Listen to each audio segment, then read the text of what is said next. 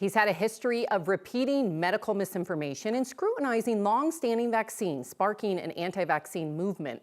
But President Trump still nominated Robert F. Kennedy Jr. to be the U.S. Health and Human Services Director. Republican senators expressed concerns about Kennedy, but when it came to the confirmation vote, all but one Republican voted with their party to approve his nomination. Many members of the medical community have since raised the red flag about him and his recent claims that antidepressants and vaccines are to blame for chronic illnesses. So to help us unpack all of this and speak to the facts, as we need to do, is our 9 News medical expert, Dr. Payal Kohli. So thank you so much for being here. Let's talk about antidepressants. Let's go straight there, because he said as addictive as heroin and they cause chronic disease. I mean, he kind of like unleashed on these and they help millions of people every year. So I'm curious your stance on his comments. I mean, where do I start to unpack this? This is the epitome of medical misinformation, not rooted in science. And that's what has me really worried, because heroin is by definition addictive to every single person that takes it.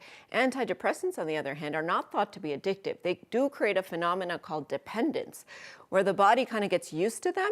And so if you stop them abruptly, you can have withdrawal symptoms. But that's not to say that you have a psychological dependence or that you can't wean them off safely. And as you said, Alex, like there have been study after study that showed decrease in suicidal ideations. These are saving lives and helping people cope with depression, which can be such a devastating chronic illness. And how can comments like that worsen the stigma that clearly already exists when we do talk about mental health or mental health issues? Are you concerned about that as well? Very concerned, because as a physician, sometimes I'm knocking on that door, the patient doesn't open it. So if you're a patient who's depressed, you already have a mind that creates cognitive distortions. On top of that, you layer these scientific distortions. You're going to be very reluctant to reach for something that you think might be addictive or you might not be able to get off of. And similarly, for the rest of society, you find out your colleague or your coworker or your friend or your spouse or anyone else is on an antidepressant, you start to worry that they're getting on something addictive. So it's actually, creating a barrier for people to seek this treatment, which is really helpful.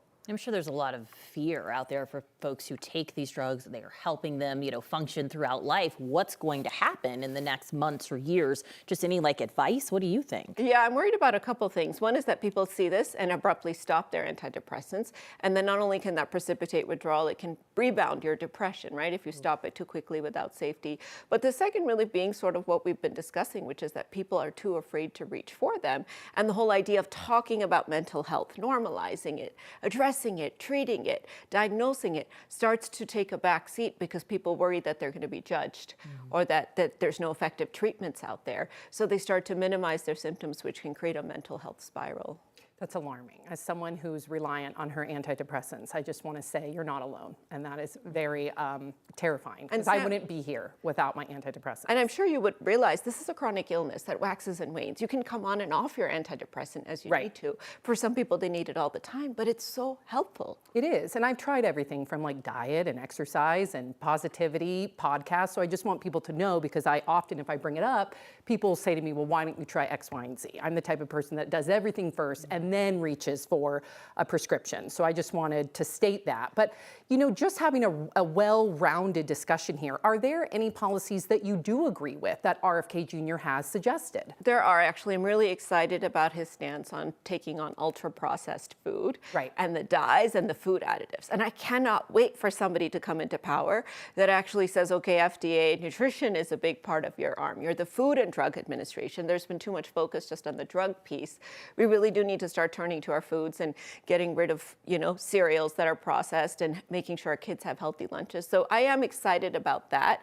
But I want to caution again, because there's some things that are based in misinformation, like raw milk being healthy for you, which can cause bacterial contamination, fluoride, being dangerous, and, many other things out there that are sort of mixed into this war on food that we have to be careful about, making sure we sort out fact from fiction. Yeah, we were just told 30 seconds in our ear, but I think we have to touch upon vaccines, because that's been such, a prominent thing that he's discussed. And in Colorado, we've already seen from COVID, those numbers decrease every year. So can you just talk about how important they are really quickly, especially for our kids? The vaccine mistrust that this administration is sowing, it terrifies me, because we're going to bring back diseases that have been eradicated.